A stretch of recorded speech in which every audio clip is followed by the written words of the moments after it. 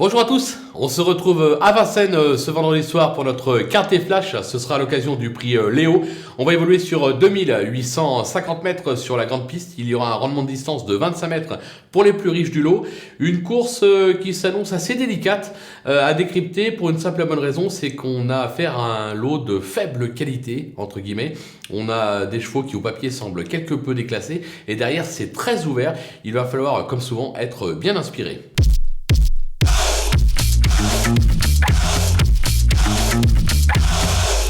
On commence avec nos bases et bien évidemment avec le cheval de classe du lot, entre guillemets, le numéro 15, 55 Bond.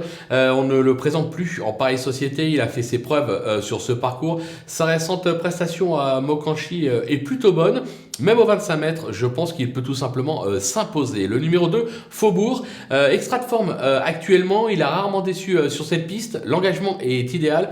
Vu la faiblesse du lot, il devrait pouvoir jouer un podium, pourquoi pas même la victoire. Attention, numéro 8, Flash de Véli, qui se montre très appliqué ces dernières semaines. Il s'adapte à tous les parcours. Il bénéficie lui aussi d'un bel engagement en tête. Je pense qu'il peut jouer un beau rôle dans cette épreuve.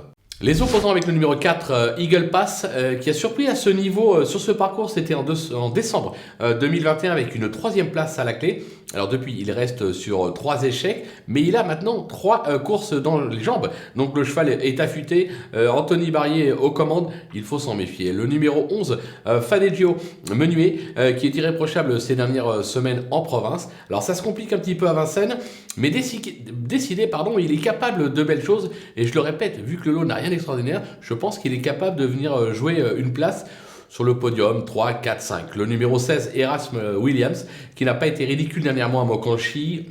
Il s'est déjà bien comporté sur le parcours lui aussi. Alors évidemment, au 25 mètres, ça se complique un petit peu, mais en valeur intrinsèque, j'aurais pu même le placer beaucoup plus haut. Je m'en méfie. Je suis pas convaincu qu'il puisse jouer la gagne, plus pour une petite place.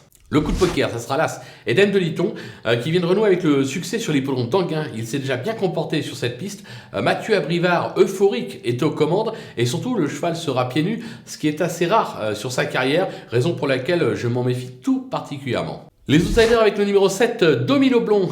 Ses deux dernières tentatives en province attestent sa forme actuelle. Maintenant, il va découvrir Vincennes et cette catégorie, ce qui comporte quelques inconnus, bien évidemment. Toutefois, j'ai la sensation qu'il peut s'y révéler. L'entourage est assez confiant. Attention à lui. Le numéro 6, Dexter Blue. La qualité ne lui manque pas, mais il reste assez délicat en course, on va pas se le cacher. Il aura pour lui de partir en tête avec un certain Mathieu Mottier qui sera aux commandes, raison pour laquelle je m'en méfie. Le numéro 3, Erebor, je l'avais paré au départ et je l'ai repris, je l'ai remonté. Cheval qui a brillé sur cette piste par le passé. Il vient de rejoindre les box de Benjamin Goetz, qui a l'art et la manière de transformer des chevaux. Alors certes, il s'attaque ici à forte partie, mais on a fait appel à Franck Nivard. Je pense qu'ils ont une petite idée derrière la tête. Il sera sûrement très haut chez la plupart de mes confrères. Je l'ai mis peut-être un petit peu bas, mais moi je demande à voir. Le numéro 14, Di Maggio, qui vient de refaire parler de lui sur l'hippodrome de la Capelle. Il se plaît à Vincennes, mais maintenant pour moi c'est un pur 2100 mètres. Dès que c'est des parcours de tenue, c'est un peu plus compliqué. Maintenant, je vous l'ai dit, le lot est vraiment faible, raison pour laquelle l'écarter serait prendre un énorme risque. Les délaissés, le 5, Domingo Bello, qui ne m'a pas convaincu ces derniers temps et n'a jamais véritablement convaincu sur cette piste, excepté à réclamer. Pour moi, il n'a pas la pointure, je l'écarte. Le numéro 9, Dolavis, qui n'a franchement pas convaincu lui aussi ces derniers temps, et Vincennes ne passe pas pour être sa tasse de thé. Alors certes, il est bien engagé, mais il reste ferré, c'est un signe, on l'écarte. Le numéro 10, Falco Berry, vous allez me dire, Falco Berry, on ne prend pas, Jean-Michel Bagir. C'est un trotteur bouillant, qui n'est jamais à l'abri d'une faute.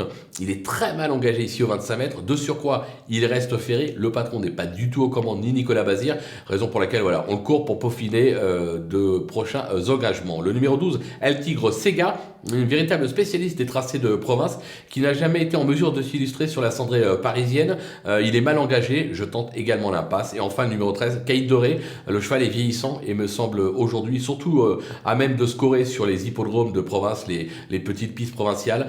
C'est vraiment trop dur pour moi à Vincennes, surtout au 25 mètres, raison pour laquelle là aussi je préfère tenter l'impasse. Voilà, on a fait le tour de cette course qui s'annonce des plus ouvertes pour les places, parce que je pense que pour la gagne, c'est quand même plus ou moins affiché, entre guillemets. On va se quitter avec ma sélection et mes conseils de jeu. À vous de jouer.